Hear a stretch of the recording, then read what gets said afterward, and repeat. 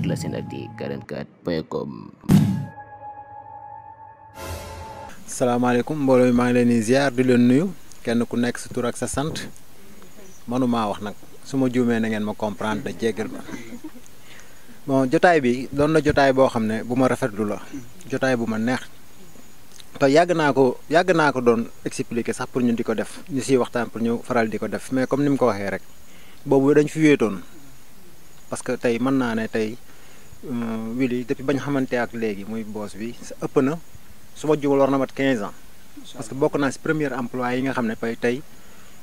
ñoo njëkk a liggéey ak moom li ma gën a neex si moom nag muy ko am kóllëre parce que man dama naqaree nekkal dama tàng dama neexuma deret quoi mais mu doon ko ma comprendre muñal ma lu bari nag ma nit ma muñal ko lu bari toppee ma ko pour intérêt toppee ma aussi pour intérêt mais dafa am benn baat boo xam ne bàyyi naa ko nag dem liggéey samay liggéey mais à chaque fois fu ñu dajee moom daf may wan ne ma carrément du affaire de patron affaire de frère la te loolu daf ko dund ak man tey su ma demaatee ba bàyyiwaat lépp ngir moom dellusiwaat ñëw si kër gi c'est parce que moom moo ma ko wan moom moo ma wan tey lu waral man ma war a mën a ñëw liggéey fii. maa ngi sant di ziar di gërëm ñu teew si jotaay bi yëpp rawatina suñ patron Wily di gërëm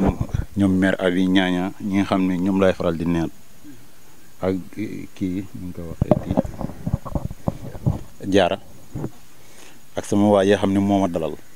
muy Momane Maron di gërëm ñëpp di rafetlu jotaay bi di ñaan mu continuer te yàlla def si jàmm. asalaamaaleykum wa rahmatulah maa ngi ziare képp ku toog si jotaay bi te ñu nuyu di lañu baal wax te du rafet la jotaay bi quoi di sant yàlla si bés bi bu baax a baax a baax di sant ñu ko def ak ñu fi teewee ñëpp dinañu jaajëfal dinañu wax na bés bi rafet na lool macha allah ñu nga xam ne ñoo ko seq def ko di ñaan yàlla seen yokkute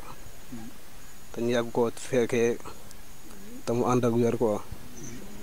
di sant waa kër gi ñëpp mënuma lim nag di am contentement ak mbégte di sant suñ patron bi Wily ak jaara ak maire Abi mu ngi ci fekk ñoom tamit ñu accueillir ñu dalal bu rafet di ñu teete di ñu gunge saa su nekk ba tax fii bu ñu demee ba toog fii ba léegi yàlla ak ñoom la quoi parce que seetaan ñu si lenn quoi ñoo ñuy giide parce que xamuñu liggéey bi nu mu demee mais dañ ñuy giide di ñuy teg si code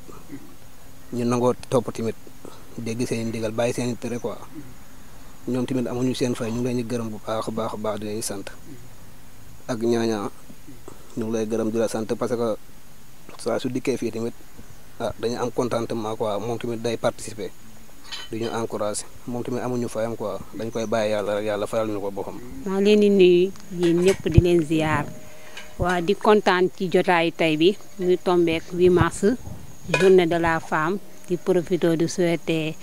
bonne fête à toutes les femmes du monde di wax ni kontaan nañ trop ci journée bi tey neex na macha allah berne yi ak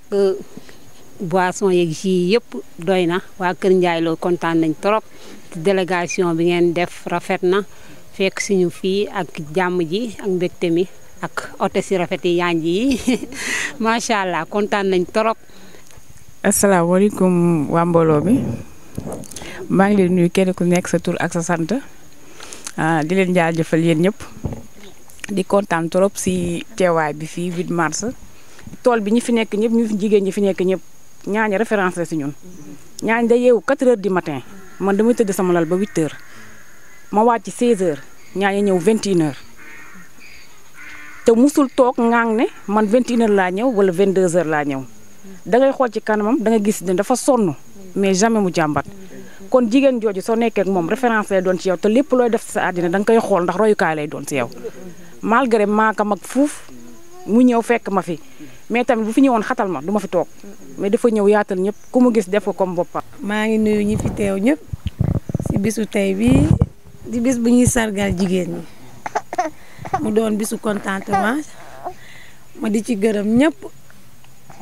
sama mbokku jigéen ñi toog nii ay jàmbaar lañu ñun ñëpp duma wax man kese daan doole rek ñu tax a jóg amuñu nag fayu Wily moom mooy sunu patron ñu di ko gërëm di ko sant ci bis bi bëri na lekk yi neex na ñëpp kontaan nañu ñu ñaan yal nañ ko yàgg teewee at yi bëree bëri ñëpp am wér gu yaram ku ne lim ci bëgg moo ko xam ku ne dem ba yor yëfu boppam mënuma lim ñëpp nag mais maa ngi gërëm ñëpp di sant ñëpp di wax mention spéciale